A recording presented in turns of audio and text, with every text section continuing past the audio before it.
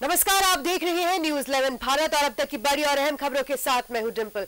देवघर से पहली खबर, सत्संग आश्रम में केंद्रीय गृह मंत्री अमित शाह सत्संग आश्रम के प्रमुख बाबाई दास से मुलाकात की। पूर्वोत्तर राज्यों में भारी संख्या में आश्रम के अनुयायी हैं। सत्संग आश्रम के प्रमुख बाबाई दास से गृह मंत्री अमित शाह ने मुलाकात की। पूर्वोत्तर राज्यों में भारी संख्या में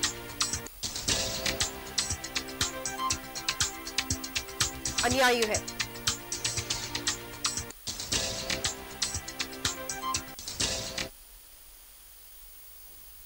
और आश्रम से लौटने के बाद गृह मंत्री अमित शाह देवघर एयरपोर्ट से विशेष विमान से सीधे दिल्ली के लिए रवाना हो गए। काफी ऐतिहासिक रहा उनका 2 दिनों का देवघर दौरा। आज सबसे पहले वे आश्रम पहुंचे और उसके बाद वहां से एयरपोर्ट पहुंचकर विशेष विमान से दिल्ली के लिए रवाना हो चुके हैं।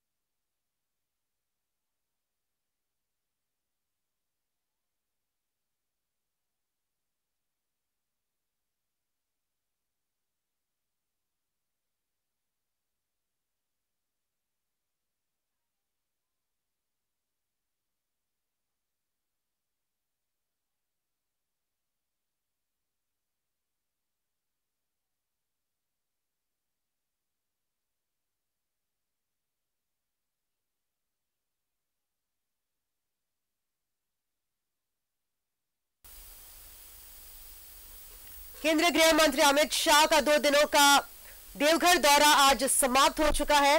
विशेष विमान से दिल्ली के लिए रवाना हो चुके हैं।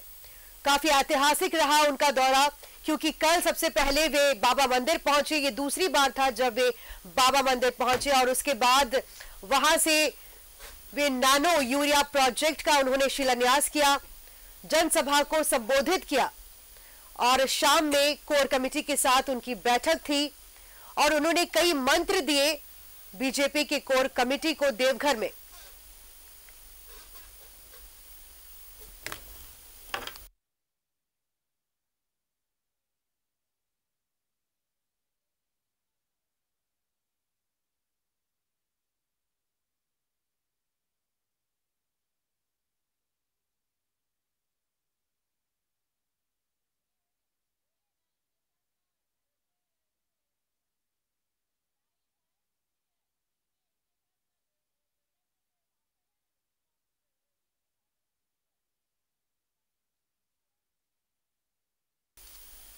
और फिलहाल हमारे सहयोगी दीपनारायण हमारे साथ जुड़ चुके हैं देवघर एयरपोर्ट से। दीपनारायण, आपसे जानना चाहेंगे, जैसे कि हम जानते हैं बहुत ही ऐतिहासिक रहा 2 दिनों का दौरा केंद्रीय गृह मंत्री अमित शाह का और दिल्ली के लिए वे रवाना भी हो चुके हैं। क्या कुछ कहना चाहेंगे, क्योंकि आपके साथ गोड्डा सांसद निशिकांत दुबे भी है।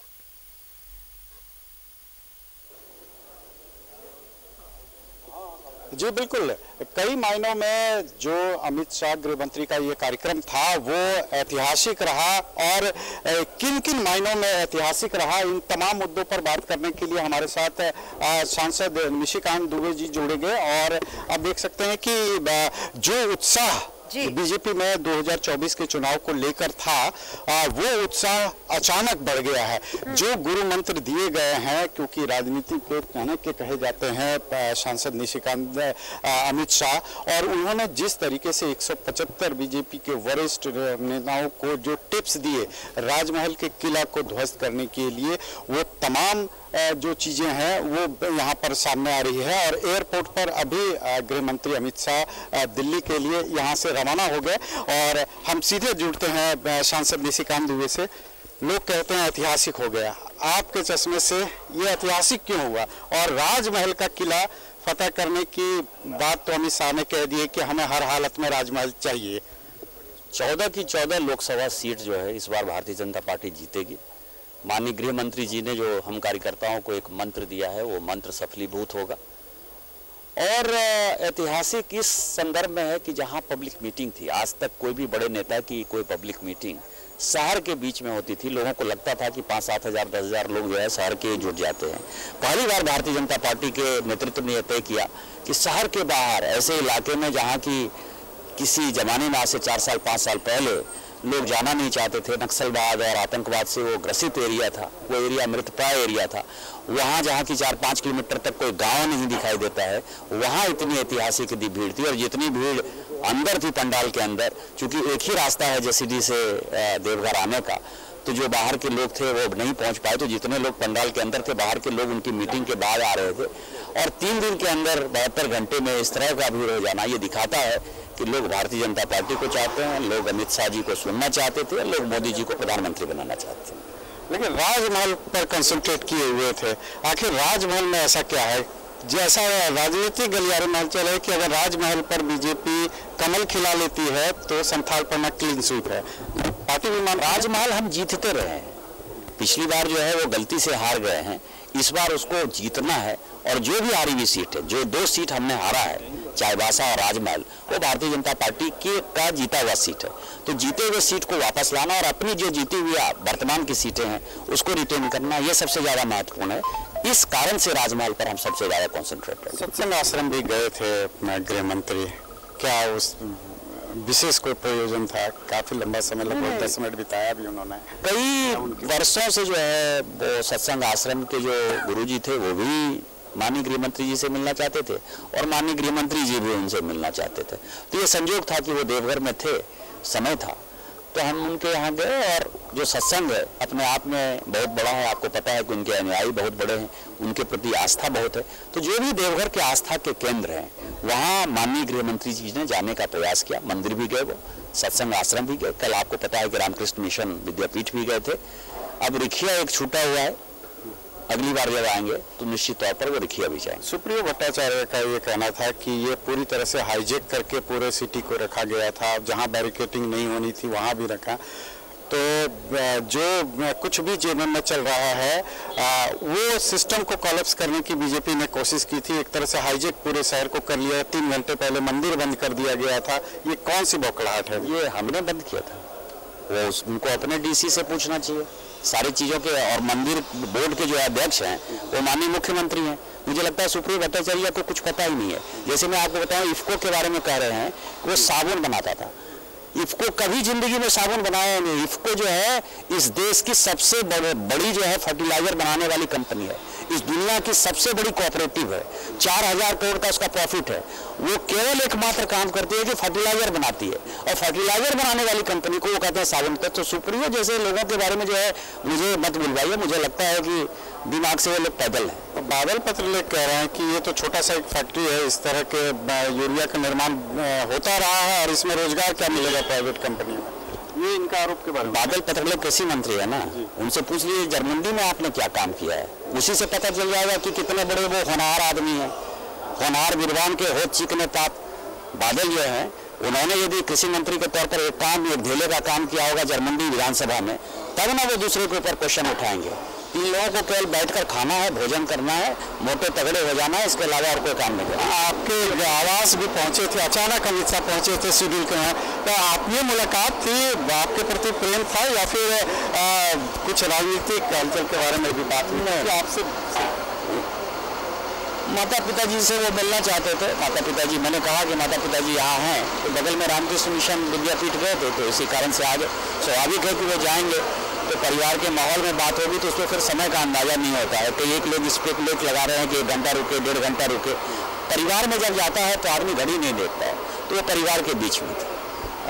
ये थे गोड्डा के सांसद निशिकांत दुबे। हमने पूरी बातें की इनसे कि एक बात यह स्पष्ट होगी कि बीजेपी के चश्मे से यह कार्यक्रम जो है वो ऐतिहासिक रहा है और राजमहल की पुनर्वापसी करने के लिए, राजमहल का जो किला है उसे ध्वस्त करने के लिए बीजेपी कवायद में जुट गई है। कई टिप्स दिए गए हैं और जो सुप्रियो भट्टाचार्य का जो आरोप है उसे भी सिरे से खारिज किया। और कृषि मंत्री बादल पत्रलेख ने कल बयान दिया गया था कि ये एक छोटा सा प्लांट है और इससे कोई रोजगार नहीं मिलेगा, तो उसका भी जवाब उस प्रतिक्रिया के रूप में सांसद ने दिया है। लेकिन कुल मिलाकर आप कह लें कि अब चुनाव की सरगर्मी जरूर बढ़ गई है और यहाँ पर और अब चूंकि बीजेपी के बारे में कहा जाता है कि वो चुनाव की तैयारी 2.5 साल पहले से शुरू कर देती है और 1 साल पहले इनकी हलचल इतनी तेज हो जाती है कि जो सामने वाले राजनीतिक धुरंधर रहते हैं वो भी एक्टिव हो जाते हैं। तो कुल मिलाकर अब आगाज संथाल पलना से बीजेपी ने चुनाव का कर दिया है, एक तरह से शंखनाद कर दिया है। और अब देखना दिलचस्प होगा कि लोकसभा और आगामी विधानसभा दोनों चुनावों में अब बीजेपी की रणनीति क्या होती है, क्योंकि अब ये स्पष्ट हो गया है कि आर पार की लड़ाई में अब ये सामने आ गई है। अब जिस तरीके से अमित शाह ने कल महारैली में भी सीधे सीधे हेमंत सोरेन पर कई ताबड़तोड़ अटैक किए उसमें, और भारत के सबसे भ्रष्ट मुख्यमंत्री उन्होंने कह दिया। तो आप समझ रहे हैं कि सरकार के जरिए अब बीजेपी राजमहल और 14 लोकसभा सीटों पर किला फतेह करने के लिए ये तमाम कवायद कर रही है। जी दीप नारायण, शुक्रिया तमाम जानकारी के लिए। और ये बेहद ऐतिहासिक रहा अमित शाह का दौरा, और साथ ही उन्होंने बीजेपी की कोर कमेटी को कुछ मंत्र भी दिए हैं ताकि अगले साल होने वाले चुनाव में बीजेपी जीत हासिल करे संथाल में और कमल खिल सके।